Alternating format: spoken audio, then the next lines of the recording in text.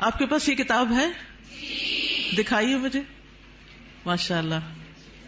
کیا بنا ہوا ہے اس کے اوپر؟ پرل بنا ہوا ہے. اور پرل کہاں ہوتا ہے؟ پرل قیمتی ہوتا ہے، اور اگر اس کو ظاہر کر دیا جائے، ایسے ہی کھلا چھوڑ دیا جائے، چوری ہو جاتا ہے. جی، ایک عورت بھی اللہ کی بہت خوبصورت اور حسین تخلیق ہے، موتیوں سے بھی بڑھ کے قیمتی ہے. اور اللہ نے اس کو جو حسن دیا ہے وہ سب کے لیے نہیں ہے. ہمارا حسن سب کے لیے نہیں ہے، ہر ایک کے لیے نہیں ہے. اللہ نے ہمیں جس کے لیے پیدا کیا ہے، جس کے لیے بنایا ہے، یہ اسی کا حق ہے. اب دیکھیے کہ بچپن سے ہی ایک چھوٹی سی بچی کو بھی جو شوق ہوتا ہے وہ کس چیز کا ہوتا ہے؟ سجنے، بننے، سنورنے کا. چھوٹے چھوٹے بچے ماؤں کی لپسٹکس کا کیا حال کرتے ہیں، صرف اپنے اوپر نہیں لگاتے، دیواروں پہ بھی لگا دیتے ہیں. اور اسی طرح قرآن مجید میں بھی آتا ہے افمن ينشأ فی الحلیۃ، کیا وہ جو زیورات میں پالی جاتی. تو سجنا، بننا، اچھا کپڑا، اچھا لباس، اچھا زیور، یہ عورت کی کمزوری ہوتی. ہر عورت کو کسی نہ کسی درجے میں تھوڑا یا زیادہ پسند ہوتا ہے. اگر روزانہ اپنی زیب و زینت کا اہتمام نہ کرے تو خاص خاص مواقع پر ضرور کرتی. اور پھر اس میں بعض اوقات یہ ہوتا ہے کہ صرف زیب و زینت کرنے کا شوق نہیں ہوتا، اس کو نمایاں کرنے کا بھی بہت شوق ہوتا ہے. تو اس صورت میں پھر یہاں ایک امتحان شروع ہو جاتا ہے کہ ہمیں یہ زیب و زینت کس کس کے سامنے ظاہر کرنے کی اجازت ہے اور کس کے سامنے نہیں. تو یہ چھوٹی سی کتاب ہے، اس آیت سے متاثر ہو کر تحریر کر دی گئی. بہت سے لوگ کہتے رہتے ہیں کہ اپنی تفسیر لکھیں، لیکن اس کا تو وقت نہیں. سوچا چلے ایک آیت ہی صحیح، بلغوا انی ولو آیہ. قال اللہ تعالی، اللہ تعالی کا فرمان ہے. جب اللہ تعالیٰ کوئی بات فرماتے ہیں تو پھر کیا کرتے ہیں، کیسے سنتے ہیں؟ بہت دھیان سے، توجہ سے.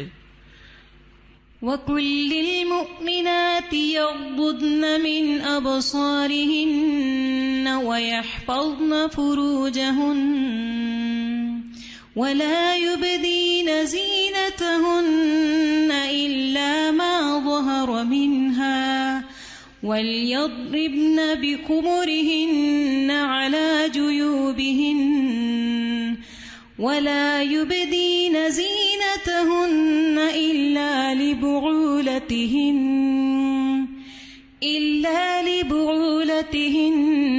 أَوْ آبَائِهِنَّ أَوْ آبَاءِ بُعُولَتِهِنَّ أَوْ أَبْنَائِهِنَّ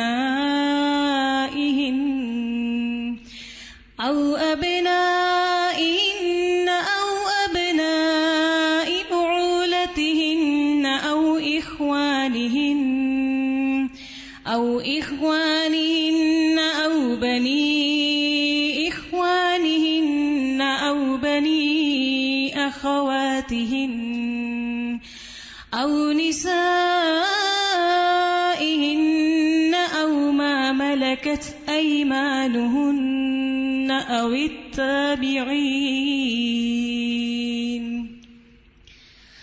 التابعين غير أولي الإربة من الرجال أو الطفل الذين لم يظهروا على عورات النساء ولا يضربن بأرجلهن ليعلم ما يخفين من زينتهن وتوبوا إلى الله جميعا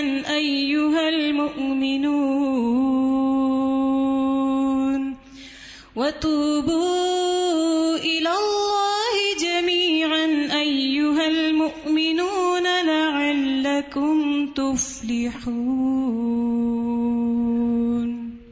وقل للمؤمنات، اور مومن عورتوں سے کہہ دیجئے کیا کریں؟ اپنی نگاہیں نیچی رکھیں،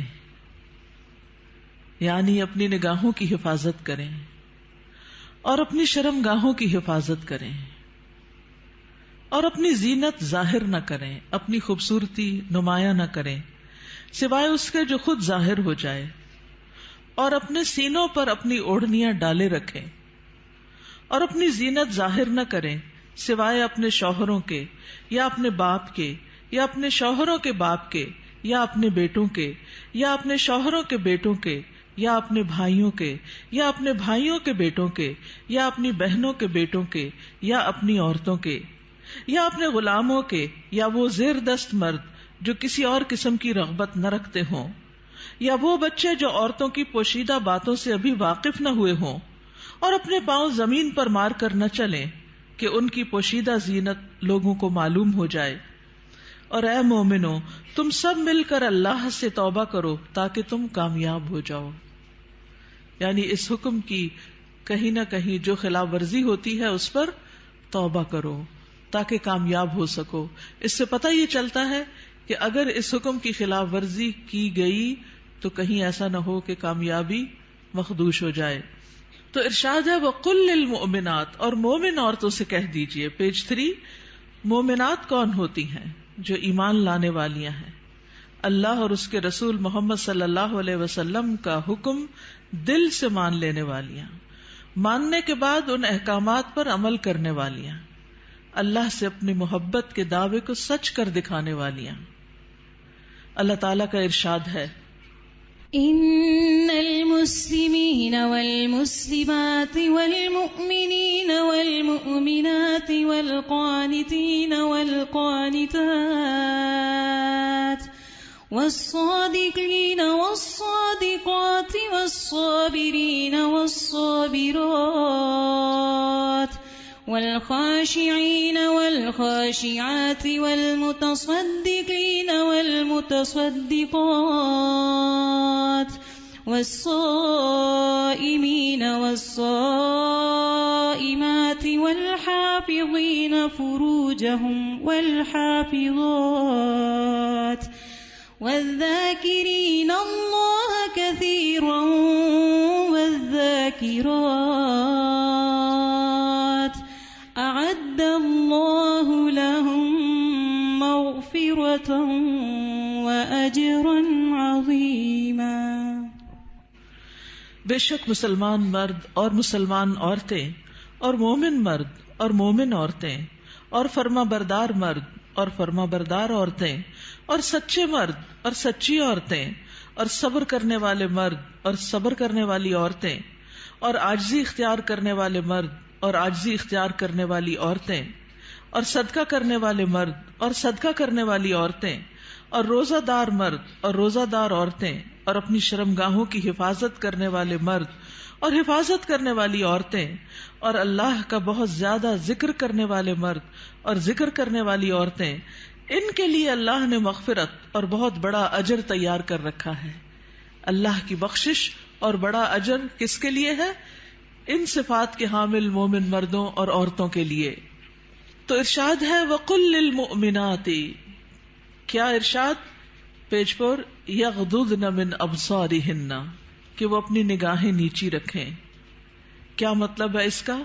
کہ حرام چیزوں پر نگاہ نہ ڈالیں، نامحرم مردوں کو نگاہ بھر کے نہ دیکھیں، اچانک نظر پڑ جائے تو نظر پھیر لیں، شہوت کی نظر سے نہ دیکھیں، کسی مرد یا کسی عورت کا سطر نہ دیکھیں، یعنی جو حصے چھپا کے رکھنے کے قابل ہیں، فحش تصاویر اور فحش مناظر نہ دیکھیں، ادھر ادھر تانک جھانک نہ کریں۔ نبی صلی اللہ علیہ وسلم نے فرمایا زنا العین النظر، نظر بازی آنکھوں کا زنا ہے۔ نبی کریم صلی اللہ علیہ وسلم نے فرمایا تم اپنی طرف سے مجھے 6 چیزوں کی ضمانت دو، میں تمہیں جنت کی ضمانت دوں گا۔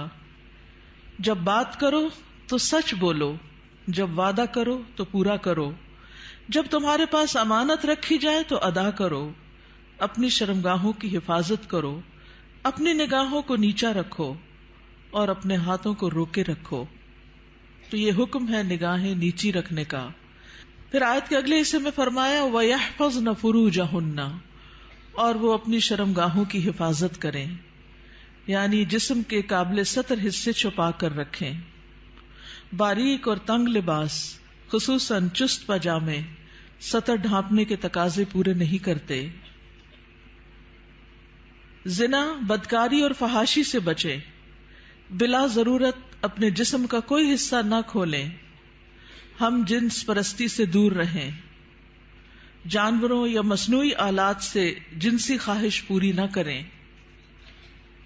پھر فرمایا وَلَا يُبْدِينَ زِينَتَهُنَّ، اور اپنی زینت ظاہر نہ کریں، یعنی جسمانی ساخت اور شکل و صورت کی خوبصورتی کو نمایاں نہ کریں. زینت میں دونوں چیزیں آ جاتی ہیں، جسم کا فگر بھی اور شکل و صورت کی خوبصورتی بھی. پھر مصنوعی اور آرائشی زینت جیسے زیور، لباس یا میک اپ وغیرہ چھپا کر رکھیں نان محرم سے. باریک لباس نہ پہنیں. گھر سے نکلتے وقت تیز خوشبو نہ لگائیں کیونکہ وہ بھی زینت کا حصہ ہے. رسول اللہ صلی اللہ علیہ وسلم نے فرمایا 2 قسم کے لوگ جہنمی ہیں جنہیں میں نے نہیں دیکھا. وہ لوگ جن کے پاس بیلوں کی دموں کی طرح کے کوڑے ہوں گے جن سے وہ لوگوں کو مارتے ہوں گے. وہ عورتیں جو لباس پہن کر بھی بے لباس ہوں گی، مائل کرنے والیاں، مائل ہونے والیاں، گویا ان کے سر بختی اونٹ کے کوہان کی مانند ہوں گے، یعنی سر خاص طور پر اوپر، سروں کے اوپر مزید بالوں اور کا جوڑا بنا کے یا اونچے کر کے اس کو اٹھایا ہوا ہو. وہ جنت میں داخل نہ ہوگی اور نہ اس کی خوشبو پائیں گی، حالانکہ اس کی خوشبو اتنی اور اتنی دور سے آتی ہوگی. یہ صحیح مسلم کی روایت ہے. پھر فرمایا الا ما ظہر منہا، سوائے اس کے جو اس میں سے ظاہر ہو جائے. وہ زینت جو خود بخود ظاہر ہو جائے، نہ کہ ظاہر کی جائے. مثلا چادر کا ہوا میں اڑ جانا اور زینت کا کھل جانا. وہ زینت جس کو چھپانا ممکن نہ ہو، جیسے چادر، گاؤن یا سکارف وغیرہ. جسمانی ساخت میں سے دراز قد یا متناسب جسم ہونا، اس میں بھی ایک اٹریکشن ہوتی ہے، اب یہ چھپائی نہیں جا سکتی. سیدنا ابن مسعود اس کی تفسیر میں فرماتے ہیں کالرداء والثیاب، جیسے چادر اور کپڑے. چادر جو اوپر کی چادر یا گاؤن وغیرہ ہوتا ہے، یا جو کپڑے نیچے سے نظر آ جاتے ہیں. یاد رہیے زینت ظاہر ہونے اور زینت ظاہر کرنے میں فرق ہے. ایک وہ ہے جو آپ خود کھول دیتے ہیں اور ایک وہ ہے جو اتفاق سے ہو جاتی ہے. پھر فرمایا وَلْيَضْرِبْنَ بِخُمُرِهِنَّ عَلَى جُيُوبِهِنَّ، اور وہ اپنی اوڑھنیاں اپنے سینوں پہ ڈالے رکھیں. خمار یعنی سر کے کپڑے یا دوپٹے سے خواتین سر، بال، کان، گردن اور سینہ ڈھانپ کر رکھیں، کیونکہ کچھ خواتین جب سکارف پہنتی ہیں تو اس کو اتنا زیادہ اسٹرولر کی طرح لپیٹنا شروع کر دیتی ہیں کہ وہ بعض اوقات تو گلے کا کچھ حصہ بھی نظر آ رہا ہوتا ہے اور سینہ تو پورا کھل جاتا ہے. بعض ایک پلو اوپر کر کے نقاب بنا لیتی ہیں، ان کا آدھا سینہ نظر آ رہا ہوتا ہے، یعنی آدھا ڈھانکا ہوا ہوتا ہے، آدھا نمایاں ہوتا ہے، وہ اور زیادہ اٹریکٹیو ہو جاتا ہے، زیادہ توجہ کھینچنے لگتا ہے. تو اس لیے اللہ کا حکم ہے کہ عورت اپنے سینے کے حسن کو چھپا کر رکھے مردوں سے، کیونکہ یہ مرد کے لیے ایک فتنہ بن جاتا ہے. باریک دوپٹہ جس میں سے بال اور گردن جھلک رہے ہو وہ نہ اوڑھیں. زمانہ جاہلیت میں عورتیں پردے کا اہتمام نہیں کرتی تھیں، بلکہ جب کوئی عورت مردوں کے پاس سے گزرتی تو اپنے سینے کو کھول کے گزرتی. بسا اوقات وہ اپنی گردن، بالوں کی مینڈیاں اور کانوں کی بالیاں تک ننگا کر لیتی تھی. کیا کیا؟ گردن، بالوں کی مینڈیاں اور کانوں کی بالیاں، ان کو نکال لیتی تھی. اب بھی آپ نے دیکھا ہوگا بعض سکارف اس طرح پہنتے ہیں کہ کانوں کا زیور باہر لٹک رہا ہوتا ہے. لہٰذا اللہ تعالیٰ نے مومن عورتوں کو حکم دیا کہ وہ ایسے مواقع پر پردے کا اہتمام کریں. سیدہ عائشہ فرمایا کرتی تھی جب یہ آیت نازل ہوئی وَلْيَضْرِبْنَ بِخُمُرِهِنَّ عَلَى جُيُوبِهِنَّ، تو ان سب نے اپنے تہ بندوں کو کناروں سے پھاڑ کر ان کی اوڑھنیاں بنا لی. یعنی جو نیچے تہ بند ہوتا ہے نا، جو نیچے پہنتے ہیں شلوار کی طرح، تو انہوں نے کیا کیا کہ اور اگر کپڑا نہیں ملا سر کا اس طرح چادر بنانے والا تو انہوں نے انہی کو ہی ذرا صحیح کر کے، یعنی اس کے کنارے وغیرہ کاٹ کے اس کو چادر کی شکل دے دی. پھر فرمایا وَلَا يُبْدِينَ زِينَتَهُنَّ إِلَّا، اور وہ اپنی زینت ظاہر نہ کرے مگر اپنے شوہروں کے لیے. آگے آ رہا ہے پسندیدہ اور مطلوب ہے کہ شوہر کے سامنے ہر طرح کی زینت کا اظہار کریں، سارا شوق یہاں پورا کریں. ٹھیک ہے. عورت اپنے شوہر کے سامنے حد درجہ اظہار زینت کر سکتی، جتنی کرنا چاہے کریں، جو کہ کسی دوسرے کے سامنے نہیں کر سکتی.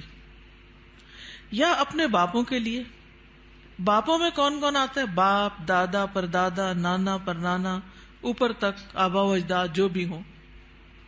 رسول اللہ صلی اللہ علیہ وسلم نے ایک نیک عورت کے بارے میں فرمایا، بہترین عورت وہ ہے کہ جب تم اسے دیکھو تو تمہیں خوش کر دے. تو شوہر کس طرح خوش ہوگا جب آپ اچھے کپڑے پہنیں گے، اچھا لباس کے ساتھ اچھا زیب و زینت، زیور، میک اپ وغیرہ میں ہوں گے.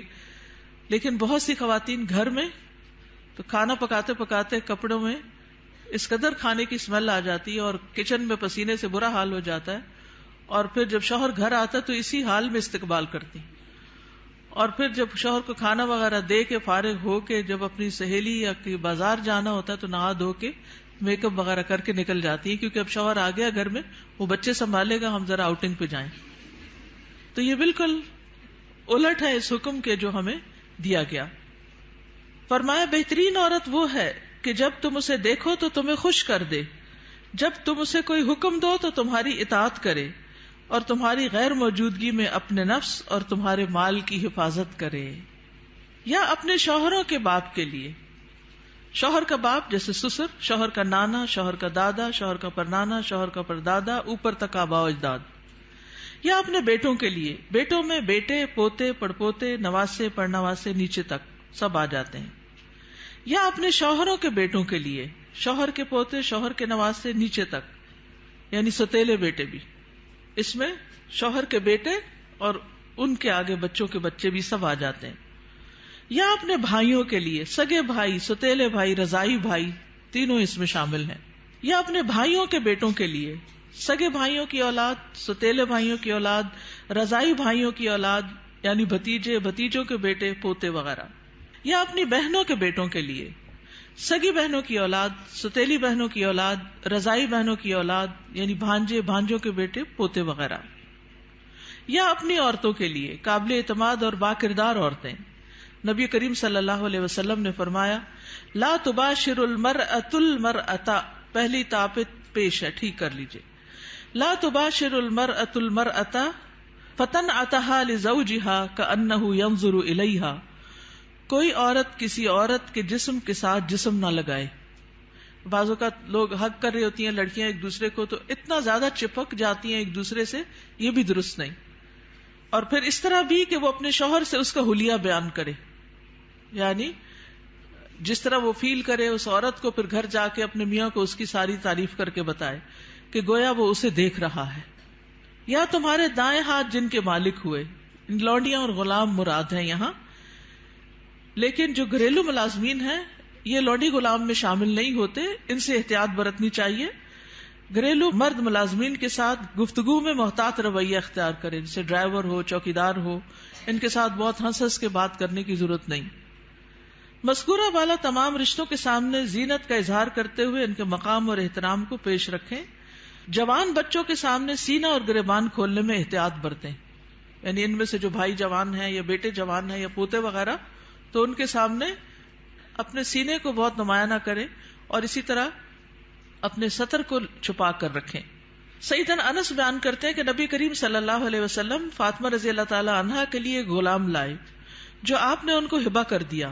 انس رضی اللہ عنہ نے کہا کہ فاطمہ پر اس وقت ایسا کپڑا تھا جب وہ اسے اپنے سر پر اوڑھتی تو ان کے پاؤں تک نہ پہنچتا، جب وہ اسے اپنے پاؤں چھپاتی تو سر پر نہ رہتا. یاد رکھیے وہ پاؤں بھی چھپا رہی تھی. جبکہ نبی کریم صلی اللہ علیہ وسلم نے ان کی یہ الجھن دیکھی تو فرمایا، بے شک تمہارے لیے کوئی حرج نہیں، تمہارے سامنے صرف تمہارے والد اور تمہارا غلام ہے. اس غلام کا نام عبداللہ بن مسعدہ تھا. یہ فزاری تھے، سخت سیاہ فام. سیدہ فاطمہ نے انہیں پرورش کر کے آزاد کر دیا تھا رضی اللہ تعالی عنہا. اب التابعین غیر اولی الاربۃ من الرجال، یا پیروی کرنے والے غیر حاجت مند مرد، یعنی یہ کون سے مرد ہیں جن سے پردے میں نرمی اختیار کی جا سکتی ہے؟ نکاح کی حاجت نہ رکھنے والا. بعض ہوتے ہیں نا بچپن سے خاندانوں کے ساتھ لگ جاتے ہیں اور وہ پوری زندگی ایک بچوں کی طرح ہی ساتھ ہوتے ہیں، اور پھر بڑھاپے کی عمر میں ان کا کوئی اور ٹھکانہ نہیں ہوتا، تو وہ یعنی کہ گھروں میں اگر ہوتے ہیں ان کو گھر کی جو لڑکیاں ہیں وہ اپنی بیٹیوں کی طرح ہی ہوتی ہیں، اور ویسے بھی انہیں شادی کا کوئی شوق نہیں ہوتا. عورتوں سے رغبت نہ رکھنے والا، بدھو قسم کا، بے وقوف بدھو جس میں شہوت نہ ہو، بالکل بوڑھا. بعض اوقات ایسے بچے ہوتے ہیں نا، اسپیشل بچے کہ جن کو کوئی مینٹلی ان کو کوئی سمجھ نہیں ہوتی. جنسی خواہشات سے آری، مخنث اور ہجڑے جن میں کوئی شہوت نہ ہو، یہ یاد رکھیے، کیونکہ بعض ہجڑے جو ہیں ان کے اندر سب کچھ ڈیولپڈ ہوتا ہے. لیکن ان افراد کے سامنے زینت کا اظہار کرتے ہوئے بھی احتیاط کا دامن نہ چھوڑیں، پھر بھی محتاط رہیں. غیر اولی الاربا سے مراد وہ بے خبر ہے جس میں شہوت نہ ہو، یہ سیدنا ابن عباس کا قول ہے. او الطفل الذین لم یظہروا علی عورات النساء، یا وہ بچے جو عورتوں کی چھپی ہوئی باتوں سے ابھی واقف نہیں ہوئے. نابالغ بچے جن کا جنسی شعور بیدار نہ ہوا ہو، جو کم عمری کی وجہ سے عورتوں کے حالات اور مخصوص اوصاف سے واقف نہ ہوں، جن کو کوئی سمجھ نہ ہو پیریڈز کیا ہوتے ہیں، اور یعنی ابھی ان کی عورتوں سے متعلق جو خاص باتیں ان کو سمجھ نہ ہو. ابن کثیر کہتے ہیں جب بچہ بالغ ہو یا بلوغت کے قریب ہو اور ان چیزوں کو جانتا پہچانتا ہو، بدصورت اور خوبصورت عورت میں تمیز کر سکتا ہو، یعنی جس دن بچہ یہ کہ نا ماما وہ بہت خوبصورت ہے، تو اسے عورتوں کے پاس نہ آنے دیا جائے. یہ ابن کثیر کی تفسیر ہے. کسی خاص عمر کی یہاں قید نہیں، بچے کی سمجھ کے مطابق احتیاط سے کام لیتے ہوئے زینت کا اظہار کرے. لیکن افسوس ہوتا ہے ان خواتین پر جو اچھے بھلے جوان لڑکوں کو گلے لگا لیتی ہیں، یا ان کے سر پہ ہاتھ پھیرنے لگتی ہیں، یا ہاتھ ملانا شروع کر دیتی ہیں. یہ بھی اس حکم کے منافی ہے، چاہے بچپن سے اس بچے کو آپ نے پالا ہی کیوں نہ ہو. وَلَا يَضْرِبْنَ بِأَرْجُلِهِنَّ لِيُعْلَمَ مَا يُخْفِينَ مِنْ زِينَتِهِنَّ، اور وہ اپنے پاؤں مارتی ہوئی نہ چلیں کہ جو وہ اپنی زینت میں سے چھپاتی ہیں اس کو جان لیا جائے. یعنی مردوں کو متوجہ کرنے والی چال نہ چلے، یعنی چلتے ہوئے بھی ایک وقار کا خیال رکھیں.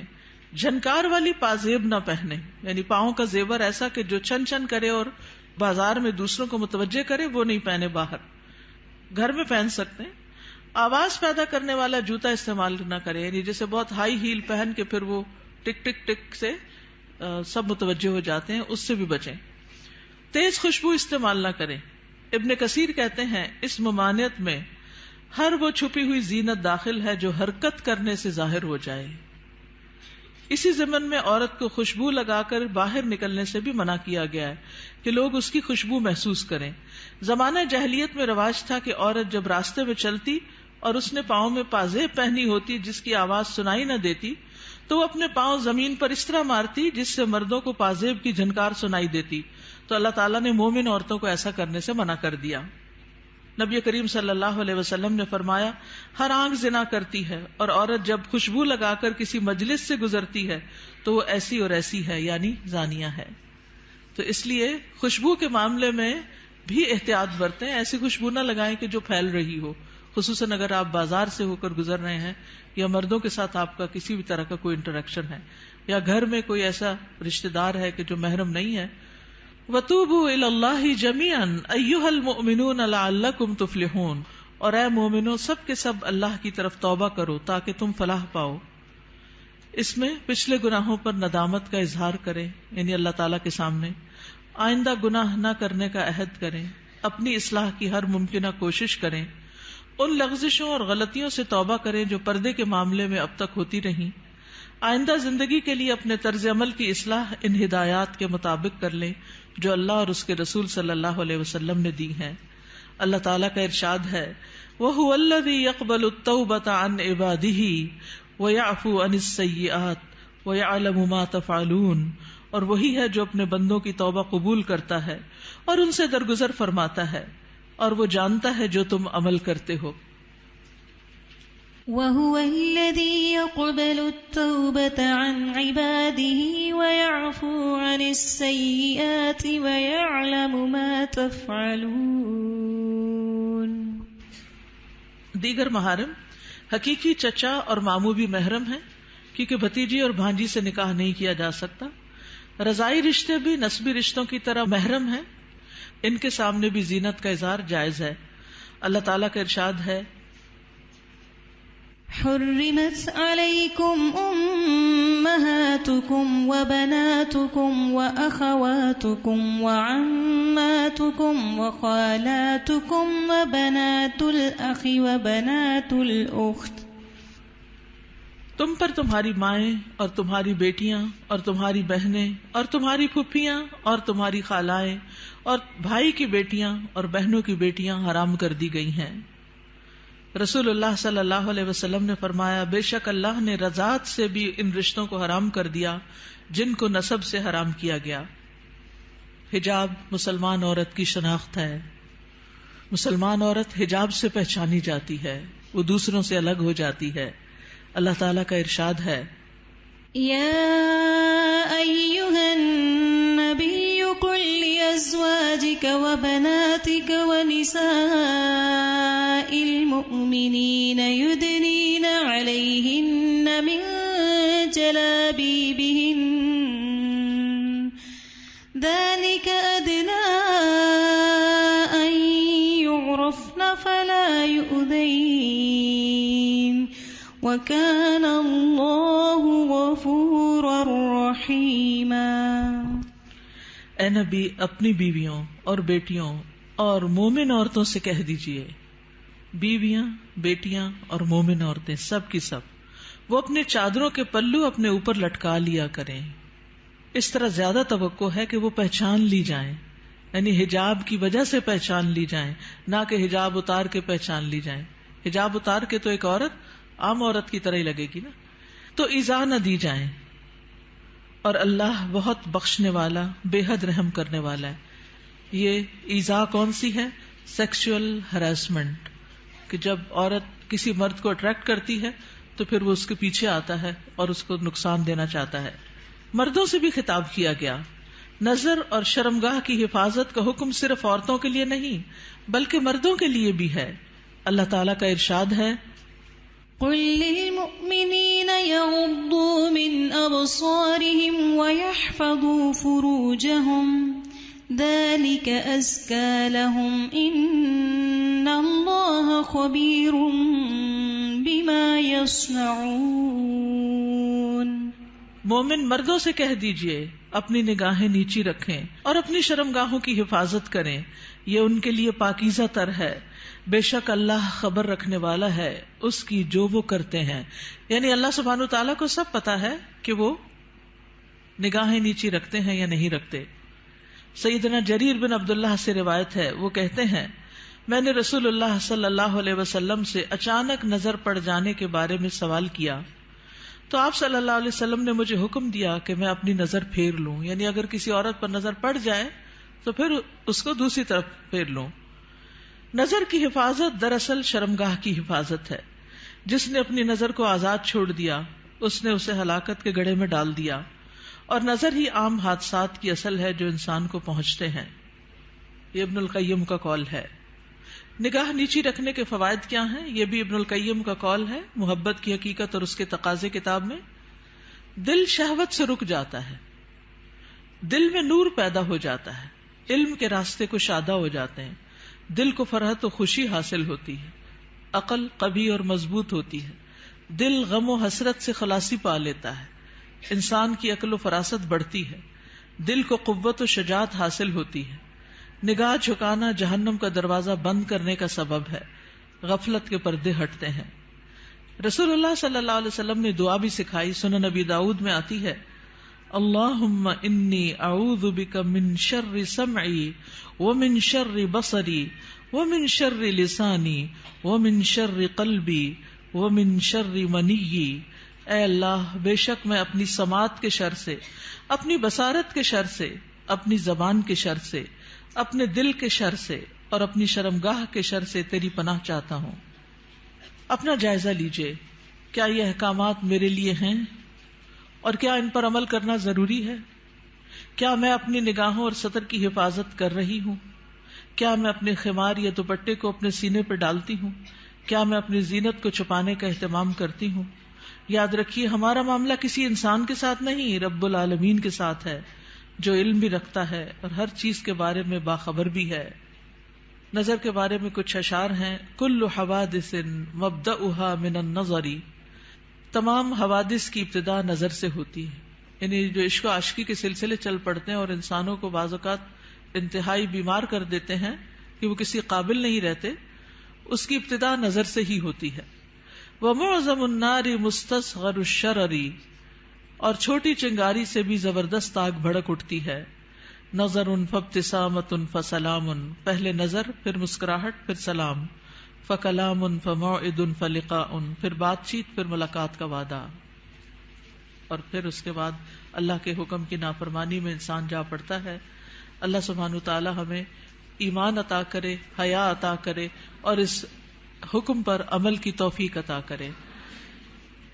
آخری صفحے پر ہے، رسول اللہ صلی اللہ علیہ وسلم نے فرمایا، حیا ایمان میں سے ہے اور ایمان جنت میں لے جاتا ہے، جبکہ بے حیائی کوڑا کرکٹ ہے اور کوڑا کرکٹ آگ میں جاتا ہے. یہ کتاب آپ کے لیے تحفہ ہے. کیوں تحفہ ہے؟ تاکہ ہم اس پر عمل کریں اور کیا کریں؟ آگے بھی پہنچائیں. صرف اپنے آپ کو بچانا کسی شر سے، کسی نقصان سے کافی نہیں. اس کا ایک محرک یہ بھی تھا اس چھوٹے سے پمفلٹ کو لکھنے کا کہ بہت دفعہ مجھے خود یہ سننے کو ملا، بتایا گیا کہ کہاں ہے قرآن میں پردے کا حکم. آپ اپنے کالج میں، یونیورسٹی میں کولیگ سے بات کریں تو کہیں گے کہاں لکھا ہے قرآن میں؟ تو کوئی نہیں پردے کا حکم، یہ تو تم لوگوں نے خود ہی گاؤن سکارف چڑھا لیے. تو اگر یہ چھوٹی سی کتاب آپ کے پاس ہوگی تو فوراً دلیل نکالنا آپ کے لیے آسان ہوگا. ٹھیک ہے؟ آپ میں سے کوئی کچھ کہنا چاہتا ہے؟ آپ کی وجہ سے اگر ایک خاتون بھی اپنے اس حکم پر عمل کر لیتی ہیں تو آپ کے لیے صدقہ جاریہ ہوگا. کم از کم 2 لوگوں کے ساتھ مل کے یہ کتاب ضرور پڑھ لیجیے. استاذہ ایک بات دل میں آ رہی تھی، ایک پیج نمبر اس پہ ہے نا کہ نگاہ نیچی رکھنے کے فوائد.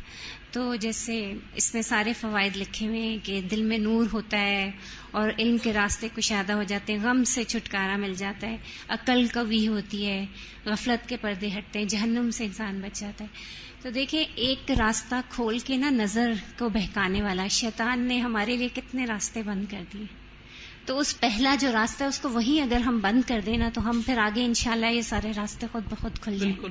اور اس میں آپ دیکھیے کہ بہت سی ایسی خواتین کے مسائل، بہت سی لڑکیوں کے مسائل، اچھی بھلی سمجھدار لڑکیوں کے مسائل، اور خصوصاً اب موبائل کی وجہ سے اور ویڈیو چیٹنگ کی وجہ سے جو مسائل پیدا ہو رہے ہیں، اور تصویر کا اتنا فتنہ عام ہے کہ ہر چیز ہی کی تصویر بن بن کے شیئر کی جا رہی ہے، اس کی وجہ سے یہ مسائل اور بھی زیادہ بڑھ گئے ہیں. اور بعض اوقات انسان ایسے فساد میں جا پڑتا ہے کہ جو اس کی عقل پہ بھی پردہ ڈال دیتا ہے، پھر اس میں نہ اپنی عزت کی پرواہ ہوتی ہے، نہ ماں باپ کی، نہ کسی دین کی، اور نہ کسی اور کی. تو اس لیے بہت ضروری ہے کہ اس چیز کو عام کیا جائے اور لڑکیوں کو اس فتنے سے بچایا جائے. جی ستیلے بھائی محرم ہوتے ہیں. نمازوں میں خشوع کا مسئلہ ہر ایک کو رہتا ہے، تو نگاہ کی حفاظت سے نمازوں میں بھی خشوع آتا ہے. کوشچن ہے جیسے سعودی عرب میں وہ لوگ آنکھوں کا بھی پردہ کرتے ہیں، اور یہی ہے کہ آپ نے جیسے آیت پڑھی اس کا ترجمہ پڑھا تو اس کا ترجمہ یہی ہوتا ہے کہ لٹکایا جائے کپڑا. تو وہ لوگ اس طرح کہتے ہیں کہ آنکھ کا پردہ وہ دوپٹہ اس طرح کرتے کہ آنکھوں تک آتا ہے. تو اس میں آپ کیا کہیں گے؟ اور دوسرا یہ کہ ان کا جو گاؤن ہے وہ پاؤں کے نیچے تک ہوتا ہے، کیا یہ حالات؟ جی گاؤن نیچے تک ہونا چاہیے، ٹخنے ننگے نہیں ہونے چاہیے. اور ابھی زمین کو جو ٹچ کر رہا ہوتا ہے. جی تو آنکھ کے پردے میں آپ کیا کہتے ہیں اس میں؟ جس طرح وہ لوگ کرتے ہیں، جی جتنا انسان اپنے آپ کو ڈھانک سکے اتنا ہی بہتر ہے. مطلب وہ لوگ پلہ جو ہے اوپر کر کے کرتے ہیں، لیکن ہمارے یہاں ایسا کوئی دیکھیے ہمارے یہاں بھی جب میں چھوٹی ہوتی تھی تو اس وقت جو نقاب ہوتا تھا وہ پورے جارجٹ کے کپڑوں کا وہ نیچے ڈالتے تھے. میں خود یونیورسٹی میں، پنجاب یونیورسٹی میں جب میں پڑھتی تھی تو میرے اپنے نقاب اسی طرح کا لگا ہوا تھا، اور جو ینگ ٹیچرز ہوتے تھے ان کی کلاس میں پورا ڈال کے بیٹھتی تھی، سامنے نہیں دیکھتی تھی.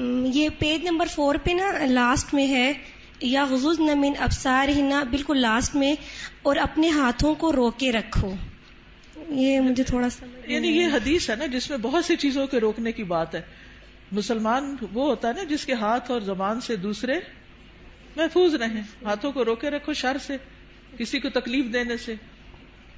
خاص طور پر عورتوں کو سوچنا چاہیے اس موقع پر. چلے آپ نے ہاتھ کا ذکر کر ہی دیا، وہ مائیں اللہ کو کیا حساب دیں گی جو بات بے بات پر اور شوہر سے بھی ناراضگی اور کسی اور کے ساتھ بھی جو انبن ساس کا بھی غصہ سارا بچوں پہ نکالتی ہیں. بات بات پہ بچوں کی پٹائی کرتی ہیں. آج ہی ایک بچی نے مجھے تقریباً 7 منٹ کا میسج بھیجا جس میں رو رو کے وہ ذکر کر رہی تھی کہ میں بچپن سے اپنی ماں سے کس طرح پٹتی آ رہی ہوں، کہ اگر اس کے ہاتھ میں ڈنڈا ہے تو اس نے ڈنڈا مار دیا، ہتھوڑی ہے تو ہتھوڑی مار دی، دیگچا ہے تو دیگچا مار دیا، اور چھوٹی موٹی گالیاں بھی نہیں. اگر ہم کسی وجہ سے اوپر چڑھ گئے تو کہا طوائف ہو تم بھی کوٹھے پہ بیٹھو گی. اور اس قدر غلیظ لینگویج کہ میں پریشان ہو گئی سن کے کہ ہمارے مسلمان معاشرے میں ایسی مائیں بھی ہیں. تو یہ ہے ہاتھوں کو روکنے کا مطلب کہ جس پر ہاتھ چلانے کا بس چلتا ہو اس سے اپنے آپ کو روک کے رکھیں. چھوٹی چھوٹی باتوں میں بال کھینچ دینا، کان مروڑ دینا، ہاتھ مروڑ دینا، دھکا دے دینا، اٹھا کے پٹخا کے بچے کو پھینکنا، اس سب کا حساب دینا ہوگا. یہ ظلم کی بدترین قسم ہے اور اس سے پرہیز کرنا چاہیے. چلیے آج کے دن سیٹرڈے کو ہم فقہ القلوب پڑھتے ہیں اور میرا بالکل دل نہیں چاہتا کہ ہم فقہ القلوب کو چھوڑ دیں، کیونکہ اس کتاب سے میں نے بہت کچھ سیکھا ہے اور یہ بہت زیادہ ایمان کو بڑھانے والی ہے. تو برکت کے لیے تھوڑا سا آپ سب کے ساتھ بھی شیئر کرتی ہوں تاکہ آپ بھی اس کو شروع کر لیں، کیونکہ فقہ القلوب جو ہے وہ قلب سے تعلق رکھتی ہے اور جب تک قلب کی اصلاح نہ ہو تو باقی اعضاء کی ہو نہیں سکتی. پیج 719. کچھ لوگ پچھلے سال آپ میں سے ہمارے ساتھ فقہ القلوب میں شریک ہوتے تھے اور پھر وہ چلے گئے تو ان کا فقہ القلوب بھی چھوٹ گیا. تو میں چاہوں گی کہ وہ دوبارہ سے شروع کر لیں، اور جو ساتھ چلتے رہے وہ تقریباً 100 پیجز تو سال میں میرے خیال ہو ہی گئے ہیں. فالایمان محلہ القلب، تو ایمان کا مقام دل ہے. وَإِذَا دَخَلَ فِيهِ جاء بِكُلِّ خَيْرٍ، جب ایمان دل میں داخل ہو جاتا ہے تو ہر طرح کی خیر لے آتا ہے، پھر خیر پھوٹ پڑتی ہے. وَإِذَا لَمْ يَدْخُلِ الْإِيمَانُ فِي الْقَلْبِ، اور جب ایمان دل میں داخل نہیں ہوتا فَلَا فَائِدَةَ مِنَ الْعَمَلِ مَعَهُ، تو کوئی فائدہ نہیں ہوتا اس کے ساتھ عمل کرنے کا. جب تک ایمان دل میں نہیں عمل بے فائدہ ہے، اوپر اوپر کے کیے ہوئے کام بیکار ہیں. فالمنافقون کان ایمانہم بألسنتہم فلم ینفعہم، جیسے منافق تھے تو ان کا ایمان ان کی زبانوں پر تھا تو ان کو اس ایمان نے کچھ فائدہ نہ دیا. وکانوا یصلون مع المسلمین، وہ مسلمانوں کے ساتھ نماز پڑھتے تھے. فلم ینفعہم ذلک، تو اس نماز نے ان کو کوئی فائدہ نہیں دیا. بل ہم فی الدرک الاسفل من النار، بلکہ وہ آگ کے سب سے نچلے گڑھے میں ہیں. یقولون بألسنتہم ما لیس فی قلوبہم، وہ اپنی زبانوں سے وہ کہتے ہیں جو ان کے دلوں میں نہیں، یعنی ایمان دلوں میں نہیں اترا. یقولون بألسنتہم ما لیس فی قلوبہم وَلَفْظُ الْإِيمَانِ شَيْءٌ وَصُورَةُ الْإِيمَانِ شَيْءٌ، لفظ ایمان ایک چیز ہے اور صورت ایمان ایک اور چیز ہے. وَعِلْمُ الْإِيمَانِ شَيْءٌ، اور ایمان کا علم ایک اور چیز ہے. تو لفظ، صورت اور علم تینوں الگ الگ ہیں، لیکن حقیقت الایمان شیء اعظم من ھذا کلہ، لیکن حقیقت الایمان ان سب سے بڑی چیز ہے. وَكُلُّ شَيْءٍ يُصْنَعُ فِي مَكَانٍ وَمَكَانُ تَجْرِيبِهِ فِي مَكَانٍ آخر كَالسَّيَّارَةِ وَالْقَلَمِ وَنَحْوِهِمَا، ہر چیز بنائی جاتی ہے ایک جگہ پر، یعنی ایک پین کی فیکٹری ہے، ایک کار کی فیکٹری ہے. وَمَكَانُ تَجْرِيبِهِ، اور اس کی جو تجربہ گاہ ہے وہ کسی اور جگہ پر ہے، یعنی وہ چلائی کہیں اور جاتی ہے. کَالسَّيَّارَةِ، جیسے کار بنتی کہاں ہے؟ کار فیکٹری میں، اور چلتی کہاں ہے؟ سڑک پر. قلم بنتا کہاں ہے؟ فیکٹری میں، اور چلتا کہاں ہے؟ کاغذ پر. وَنَحْوِهِمَا، اور اسی طرح. وَكَذَلِكَ عِلْمُ الْإِيمَانِ لَهُ مَكَانٌ، اسی طرح ایمان کے علم کی بھی ایک جگہ ہے.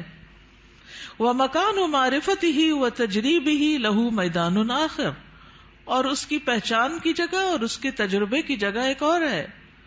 وذلك لا يتم ولا يحصل الا بالمجاهدة والتضحية بكل شيء، اور یہ پورا نہیں ہوتا اور حاصل نہیں ہوتا مگر سخت محنت سے اور قربانی سے، جو ہر چیز کی ہوتی ہے، من اجل الحصول علیہ، اس چیز کو حاصل کرنے کے لیے، فہو اغلی شیء فی الدنیا والآخرہ، تو وہ دنیا اور آخرت میں سب سے زیادہ قیمتی چیز ہے۔ وطریق الایمان تعب فیہ آدم، ایمان کا جو راستہ ہے اس میں آدم علیہ السلام بھی تھکے تھے۔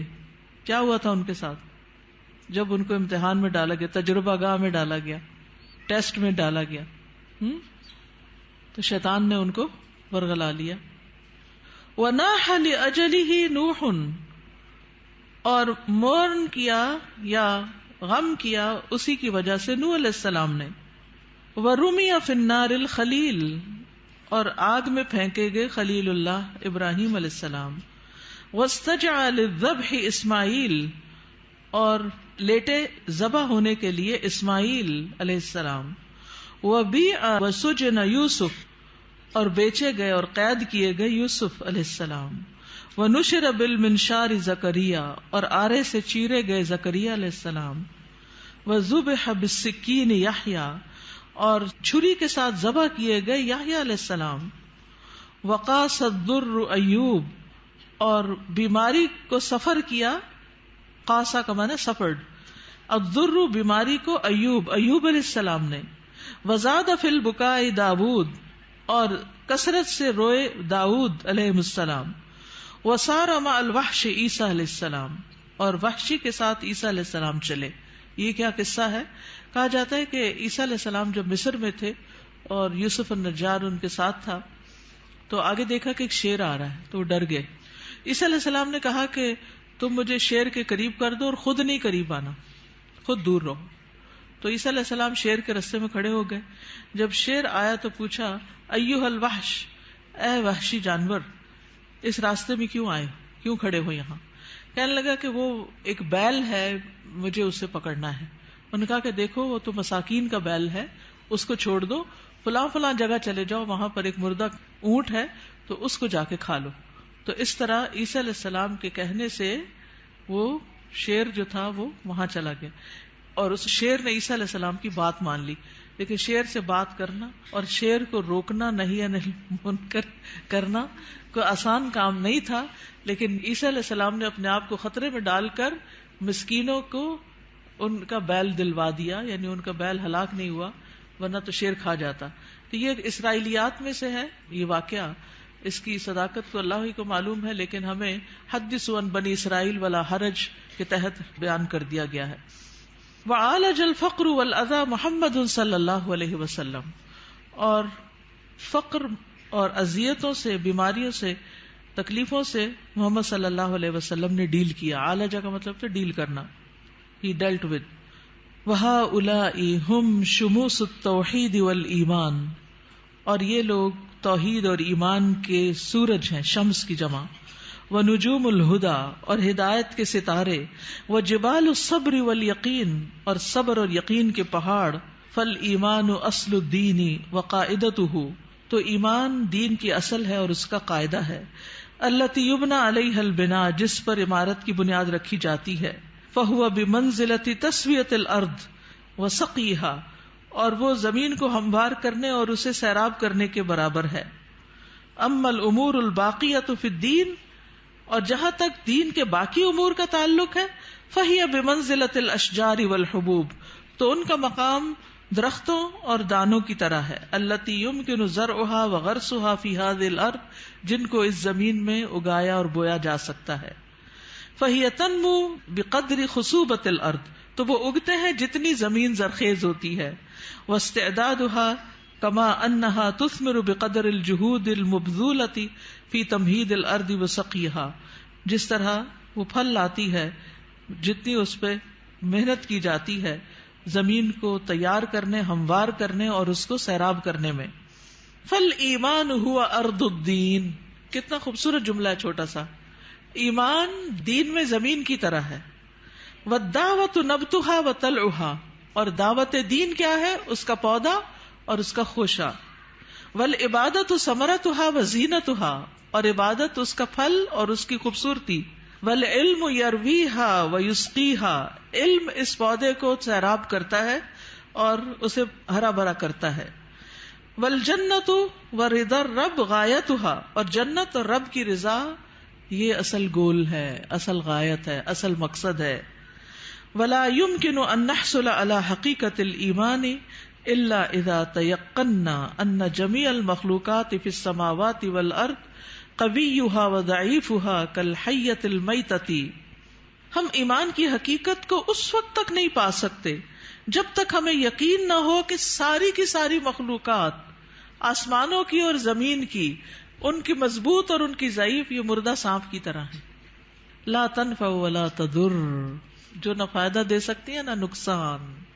یہ ہے اصل ایمان، ایسا یقین کہ نہ کوئی فائدہ دے سکتا نہ کوئی نقصان دے سکتا ہے، الا باذن اللہ، مگر اللہ کے اذن سے. مردہ سانپ سے تو آپ نہیں ڈرتے نا، تو لوگوں کا ڈر بھی نہیں ہونا چاہیے. لیکن جب ہم لوگوں سے ڈرتے ہیں، یعنی اس سینس میں ڈرتے کہ اگر میں نے اس کی بات نہ مانی، یہ مجھے کہہ رہا ہے حجاب اتار دو، نہیں مانی تو پھر کیا ہوگا، میرا تو بڑا نقصان ہو جائے گا، یا یہ مجھے جو کہہ رہا ہے میں اسے کر لوں ورنہ مجھے ایسا اور ایسا نقصان ہو جائے گا. تو بہت سے لوگ اللہ کی نافرمانی کے کام جو ہیں وہ صرف لوگوں کے ڈر سے کرتے رہتے ہیں کہ لوگ کیا کہیں گے. تو یاد رکھیے ساری مخلوقات مردہ سانپ کی طرح، یہ جملہ یاد رہے گا. جب یہ یاد رہے گا نا تو پھر اللہ کا حکم ماننا مشکل نہیں رہے گا. ولا تعطی ولا تمنع الا بامر اللہ، نہ یہ دیتی ہیں نہ روکتی ہیں مگر اللہ کے حکم سے. وان کل شیء بید اللہ، اور یہ کہ ہر چیز اللہ کے ہاتھ میں ہے. وان ما سوى اللہ لیس بیدہ شیء، اور اللہ کے علاوہ جو بھی ہے اس کے ہاتھ میں کچھ نہیں. کما قال سبحانہ، جیسا کہ اللہ تعالیٰ کا فرمان ہے، الا لہ الخلق والامر تبارک اللہ رب العالمین. خبردار اللہ ہی کی ہے مخلوق اور حکم بھی اللہ ہی کا ہے، بہت بابرکت ہے اللہ جو رب ہے سارے جہانوں کا. ألا له الخلق والأمر تبارك الله رب العالمين. میں یہ ضرور چاہوں گی کہ آپ اس کتاب کو پڑھیں. اگر آپ کہنے کہ اس کانوکیشن کی کوئی نصیحت ہمیں کر دیں تو میں یہی کہوں گی کہ فقہ القلوب کو شروع سے پڑھنا شروع کر دیں تو ساری نصیحتیں آپ کو مل جائیں گی. اور یہ دراصل ایمان کو مضبوط کرنے والی کتاب ہے. کیا ہے؟ اور اگر ایمان مضبوط ہو جائے تو کیا ہوتا ہے؟ عمل آسان ہو جاتا ہے، انسان مضبوط ہو جاتا ہے. اور اس میں آپ دیکھیے یہاں پر اگلی جو بات ہے بڑی دلچسپ ہے. وہ کہتے ہیں کہ ایمان کی جو قوت ہے نا وہ دل میں ظاہر ہوتی ہے جیسے ایک بندوق کی گولی ہوتی. تو جب وہ اپنی اصل جگہ پر آ جاتی ہے تو پھر اس سے بہت کچھ ہوتا ہے. اور اگر وہ اپنی اصل جگہ پر نہیں تو کچھ بھی نہیں ہوتا، وہ کہیں بھی پڑی رہتی ہے، ایک سیسے کی گولی ہے بس.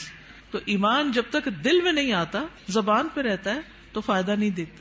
تو ایمان کو لانا ہے دل میں، اور دل میں آئے گا علم کے ساتھ، اور علم کے لیے ضروری ہے فقہ القلوب.